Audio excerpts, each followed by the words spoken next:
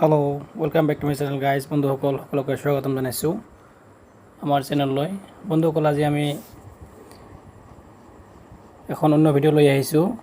আজি খুবেই এখন ভাল খবৰ আহিছে কৃষকসকলৰ বাবে। আজি PM কিষাণৰ কিস্তিসমূহ ক্ৰেডিট হৈছে। তো আজি মই আপোনালোকক দেখুৱাম কেনেকৈ আপোনালোকে নিজে চেক কৰিব পাৰিব আপোনালোকৰ PM কিষাণৰ পইচা সোমাইছে নে নাই। তো যিসকলে কম্পিউটাৰত গৈ বেলেগক পইচা দি চেক কৰে, মই এটা সহজ উপায় লৈ যাবৰ কাৰণে নিজৰ এটা মোবাইল থাকিলে আপোনালোকে নিজে চেক কৰিব পাৰিব আপোনালোকৰ পইচা সোমালে নাই। চ' বন্ধুসকল, বলক আমি ভিডিঅ'টো আৰম্ভ কৰোঁ। বন্ধুসকল, প্ৰথমে আপোনালোকে গুগল ক্ৰমত গৈ PM কিষাণ বুলি চাৰ্চ কৰিব।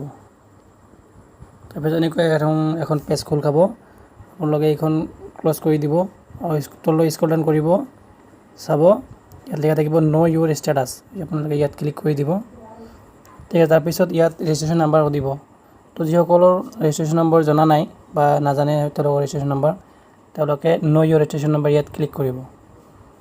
তাৰপিছত চাব আধাৰ নাম্বাৰ দি ৰেজিষ্ট্ৰেশ্যন নম্বৰ জানিব বিচাৰে নে মোবাইল নাম্বাৰ দি জানিব বিচাৰিলে আপোনালোকে জানিব পাৰিব। মই আপোনালোকক দেখুৱাই আছোঁ। ঠিক আছে, মোৰ আধাৰ নাম্বাৰ দি মোৰ মোবাইল নাম্বাৰ দি দেখুৱাইছোঁ। ঠিক আছে, আপোনালোকে ইয়াত মোবাইল নাম্বাৰ এণ্টাৰ কৰিব।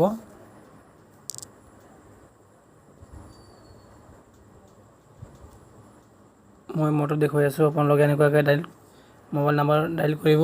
তাৰপিছত এই কেপচা ক'ডখন ভৰাই দিব, C9LYNV। তাৰপিছত আপোনালোকে গেট মোবাইল OTP ক্লিক কৰি দিব। তাৰপিছত চাব এখন OTP আহিব 2072 আৰু গেট ডিটেইলছত ক্লিক কৰিব। চাব আপোনালোকৰ ৰেজিষ্ট্ৰেশ্যন নাম্বাৰখন দেখুৱাব আৰু ইয়াত ছাইডত দুটা কলম আছে। ইয়াত এটা ৰেজিষ্ট্ৰেশ্যন নাম্বাৰ আৰু এটা নাম শ্ব' কৰিব। এইখন আপোনালোকে ক্লিক কৰি ল'ব। ঠিক আছে, যিসকলে ৰেজিষ্ট্ৰেশ্যন নাম্বাৰ গম নাপায় এইখন কপি কৰি ল'ব।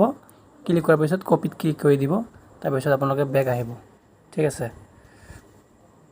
তাৰপিছত আপোনালোকে বেক আহিব।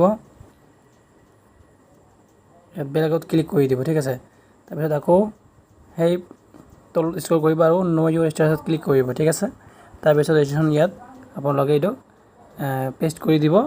তাৰপিছত আকৌ কেপচা ফিল আপ কৰিব লাগিব। কেপচাখন ভৰিব DMJSN যেনেকুৱা থাকিব এনেকুৱাই ক্লিক কৰিব লাগিব। তাৰপিছত গেট ডিটেইলছ আপোনালোকে ক্লিক কৰিব।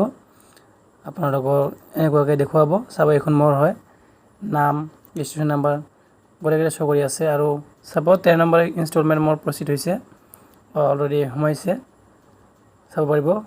আৰু ইয়াৰ পৰা আপোনালোকৰ ডিটেইলছসমূহ জানিব পাৰিব। আপডেট ডিটেইলছ ইয়াত ক্লিক কৰিব। আপুনি যদি কিবা আপডেট কৰিব বিচাৰে এইখন কৰিব পাৰিব। আৰু মই মোৰ ডিটেইলছসমূহ দেখুৱাই আছোঁ। মোৰ কোন বেংকত পইচা সোমাইছে সেইটো মই চাব পাৰিম। চাব ইয়াত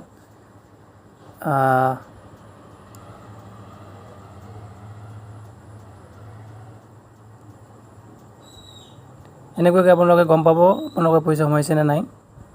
মোৰ পইচাটো সোমাইছে, পে'মেণ্ট প্ৰচিড হৈছে অলৰেডি।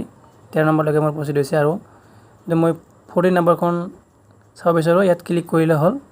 ক্লিক কৰাৰ পিছত এনেকৈ আহিব আৰু চাব মোৰ 14 নম্বৰখন এতিয়ালৈকে FTO প্ৰচিড হোৱা নাই। FTO হোৱাৰ পিছতহে মোৰ পইচা সোমাব। তো বন্ধুসকল, আশা কৰোঁ আপোনালোকক দেখুৱাব পাৰিলোঁ। আৰু এতিয়াৰ পৰা আপোনালোকে মোবাইলতে গম পাব পইচা সোমালে নাই, কেনেকৈ চেক কৰিব লাগিব চব মই আপোনালোকক দেখুৱাই দিলোঁ। বন্ধুসকল, এনেকুৱা ভিডিঅ' ইনফৰ্মেটিভ ভিডিঅ' পাই থাকিবলৈ আমাৰ চেনেলখন ছাবস্ক্ৰাইব কৰিব নাপাহৰিব। আজিলৈ ইমানে। জয় অসম।